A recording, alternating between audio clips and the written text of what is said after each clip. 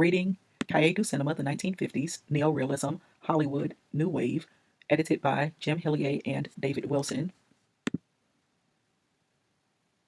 Jacques Rivette, quote, The Genius of Howard Hawks, end quote, Génie de Howard Hawks, end quote, Cahiers du Cinema, 23 May 1953. Evidence on the screen is the proof of Hawks's genius. You only have to watch Monkey Business to know that it is a brilliant film. Some people refuse to admit this. However, they refuse to be satisfied by proof. There can't be any reason. There can't be any other reason why they don't recognize it. Hawks's oeuvre is equally divided between comedies and dramas, a remarkable ambivalence. More remarkable still is his frequent fusing of the two elements so that each, rather than damaging the other, seems to underscore their reciprocal relation. The one sharpens the other. Comedy is never long absent from his most dramatic plots, and far from compromising the feeling of tragedy, it removes the comfort of fatalistic indulgence and keeps the events in a peerless kind of equilibrium, a stimulating uncertainty which only adds to the strength of the drama. Scarface's secretary speaks comically garbled English, but that doesn't prevent his getting shot. Our laughter all the way through The Big Sleep is inextricable from our foreboding of danger, the climax of Red River, in which we are no longer sure of our own feelings, wonder whose side to take and whether we should be amused or afraid, sets our every nerve quivering with panic and gives us a dizzy, giddy feeling, like that of a tightrope walker whose foot falters without quite slipping, us a feeling as unbearable as the ending of a nightmare. While it is the comedy which gives Hawks's tragedy its effectiveness, the comedy cannot quite dispel, not the tragedy. Let's not spoil our best arguments by going too far. The harsh feeling of an existence in which no action can undo itself from the web of responsibility.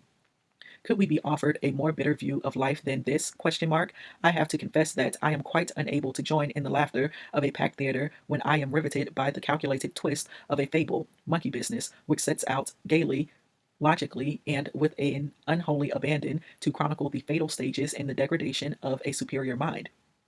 It is no accident that similar groups of intellectuals turn up both Ball of Fire and The Thing from Another World. But Hawks is not so much concerned with the subjection of the world to the jaded, glacial vision of the scientific mind as he is with retracing the comic misfortunes of the intelligence. Hawks is not concerned with satire or psychology. Societies mean no more to him than sentiments do. Unlike Capra or McCary, he is solely preoccupied with the adventure of the intellect, whether he opposes the old to the new, the sum of the world's knowledge of the past to one of the degraded forms of modern life. Ball of Fire, a song is born, or Man to Beast bringing up baby, he sticks to the same story, the intrusion of the inhuman, or the crudest avatar of humanity, into a highly civilized society. In The Thing, the mask is finally off. In the confined space of the universe, some men of science are at grips with a creature worse than inhuman, a creature from another world, and their efforts are directed towards fitting it into the logical framework of human knowledge. But in Monkey Business, the enemy has crept into man himself, the subtle poison of the fountain of youth, the temptation of infantilism. This we have long known to be one of the less subtle wiles of the evil one, now in the form of a hound, now in the form of a monkey, when he comes up against a man of rare intelligence. And it is the most unfortunate of illusions which Hawks rather cruelly attacks, the notion that adolescence and childhood are barbarous states from which we are rescued by education. The child is scarcely distinguishable from the savage he imitates in his games, and a most distinguished old man, after he has drunk the precious fluid, takes delight in imitating a chimp. One can find in this a classical conception of man as a creature whose only path to greatness lies through experience and maturity at the end of his journey.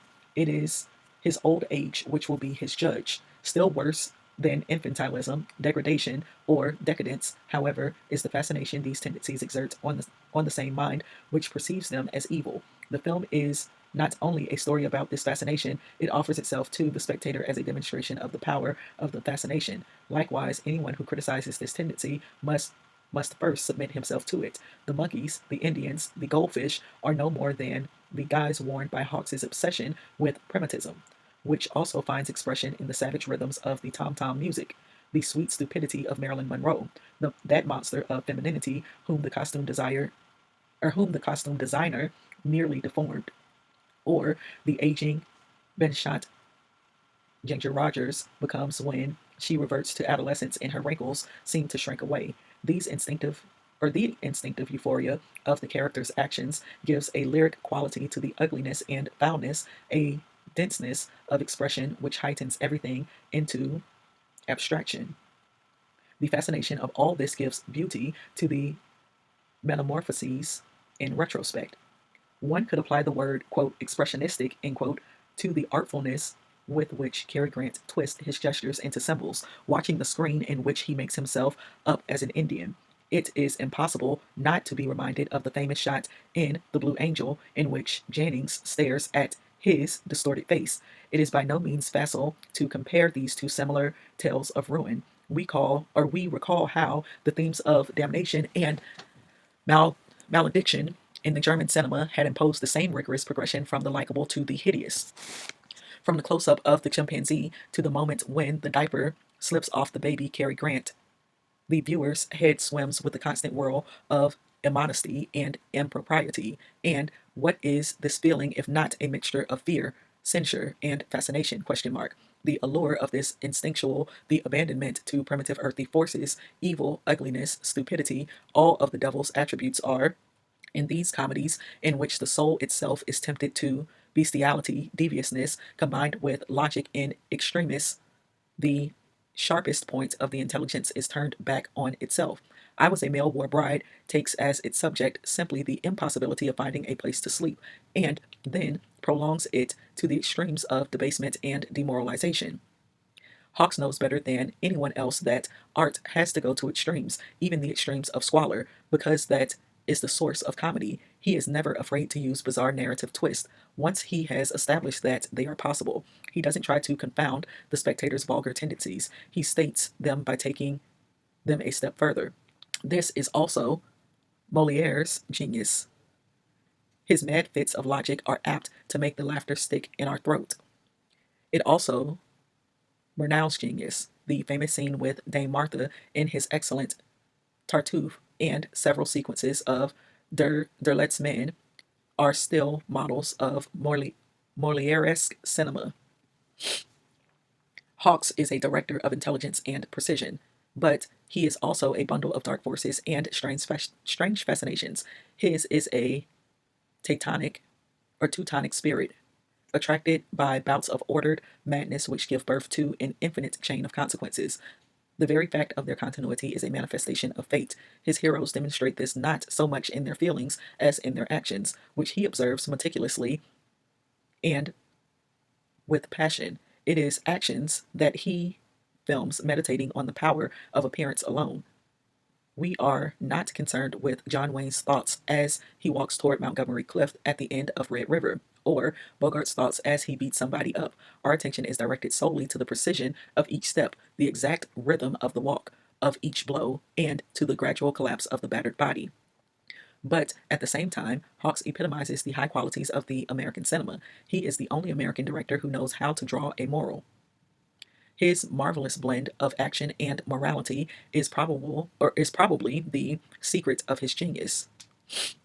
It is not an idea that is fascinating in a Hawks film, but its effectiveness. A deed holds our attention not so much for its intrinsic beauty as for its effect on the inner works of his universe. Such art demands a basic honesty, and Hawks' use of time and space bears witness to this. No flashback, no ellipsis. The rule is continuity. No character disappears without us following him, and nothing surprises the hero which doesn't surprise us at the same time. There seems to be a law behind Hawks' action and editing, but it is a biological law, like that governing any living being. Each shot has a functional beauty, like a neck or an ankle. The smooth, orderly succession of shots has a rhythm like the pulsing of blood, and the whole film is like a beautiful body, kept alive by deep, resilient breathing. This obsession with continuity imposes a feeling of monotony on Hawks' films, the kind often associated with the idea of a journey to be made or a course to be run. Air Force, Red River, because everything is felt to be connected to everything else, time to space and space to time. So, in films which are mostly comic, To Have and Have Not, The Big Sleep, the characters are confined to a few settings, and they move around rather helplessly in them. We begin to feel the gravity of each movement they make, and we are unable to escape from their presence. But Hawksian drama is always expressed in spatial terms, and variations in setting are parallel with temporal variations. Whether it is the drama of Scarface, whose kingdom shrinks from the city he once ruled to the room in which he is finally trapped, or of the scientists who cannot dare leave their hut for fear of the thing, of the flyers in Only Angels Have Wings, trapped in their station by the fog and managing to escape to the mountains from time to time, just as Bogart in To Have and Have Not escapes to the sea from the hotel which he prowls impotently between the cellar and his room, and even when these themes are burlesqued in Ball of Fire, with the grammarian moving out of his hermetic library to face the perils of the city, or in Monkey Business, in which the characters' jaunts are an indication of their reversion to infancy. I Was a Male War Bride plays on the motif of the journey in another way. Always the hero's movements are along the path of their destiny. The monotony is only a facade. Beneath it, feelings are slowly ripening, developing step by step towards a violent climax. Hawks use or Hawks uses lassitude as a dramatic device to convey the exasperation of men who have to restrain themselves for 2 hours, patiently containing their anger, hatred, or love before our eyes, and then suddenly releasing it, like slowly saturated batteries which eventually give off a spark. Their anger is heightened by their habitual sang-froid. Their calm facade is pregnant with emotion, with the secret trembling of their nerves and of their soul, until the cup overflows. A Hawks film often has the same feeling as the agonizing wait for the fall of a drop of water. The comedies show another side of the principle of monotony. Forward action is replaced by repetition, like the rhetoric of Raymond Russell, replacing pay guys pay guys, the same actions endlessly recurring, which Hawks builds up with the persistence of a maniac and the patience of a man obsessed, suddenly whirl madly about, as if at the mercy of a capricious maelstrom.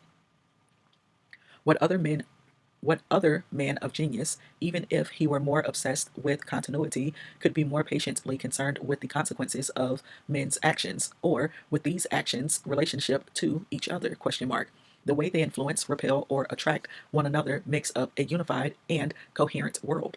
A Newtonian universe whose ruling principles are the universal law of gravity and a deep conviction of the gravity of existence. Human actions are weighed and measured by a master director preoccupied with man's responsibilities. The measure of Hawks's films is intelligence, but a pragmatic intelligence applied directly to the physical world, an intelligence which takes its efficacy from the precise viewpoint of a profession or from some form of human activity at grips with the universe and anxious for conquest. Marlowe in The Big Sleep practices a profession just as a scientist or a flyer does, and when Bogart hires out his boat in To Have and Have Not, he hardly looks at the sea. He is more interested in the beauty of his passengers than in the beauty of the waves. Every river is made to be crossed, every herd is made to be fattened and sold at the highest price, and women, however seductive, however much the hero cares for them, must join them in the struggle. It is impossible adequately to evoke To Have and Have Not without immediately recalling the struggle with the fish at the beginning of the film. The universe cannot be conquered without a fight, and fighting is natural to Hawks's heroes, hand-to-hand fighting. What closer grasp of another being could be hoped for than a vigorous struggle like this? Question mark. So love exists even where there is perpetual opposition. It is a bitter duel whose constant dangers are ignored by men intoxicated with passion. The Big Sleep, Red River. Out of the contest comes esteem, that admirable word encompassing knowledge, appreciation, and sympathy. The opponent becomes a partner. The hero feels a great sense of disgust if he has to face an enemy who refuses to fight. Marlowe, seized with a sudden bitterness, precipitates events in order to hasten the climax of his case. Maturity is the hallmark of these reflective men, heroes of an adult, often exclusively masculine world, where tragedy is found in personal relationships. Comedy comes from the intrusion and admixture of alien elements, or in mechanical objects which take away their free will. that freedom of decision by which a man can express himself and affirm his existence as a creator does in the act of creation. I don't want to seem as if I'm praising Hawks for being, quote, a genius estranged from his time, end quote, but it is the obviousness of his modernity which lets me avoid belaboring it. I prefer instead to point out how, even if he is occasionally drawn to the ridiculous or the absurd, Hawks first of all concentrates on the smell and feel of reality, giving reality an unusual and indeed long hidden grandeur and nobility. How Hawks gives the modern sensibility a classical conscience. The father of Red River and Only Angels Have Wings is none other than Corneille. Ambiguity and complexity are compatible only with the noblest feelings, which some still consider, quote, dull, end quote, even though it is not these feelings which are soonest exhausted, but rather the barbaric, mutable natures of crude souls. That is why modern novels are so boring. Finally, how could I omit mentioning those wonderful Hawksian opening scenes in which the hero settles smoothly and solidly in for the duration, question mark. No preliminaries, no expository devices. A door opens and there he is in the first shot. The conversation gets going and quietly familiarizes us with his personal rhythm. After bumping into him like this, we can no longer leave his side. We are his companions all through the journey as it unwinds as surely and regularly as the film going through the projector.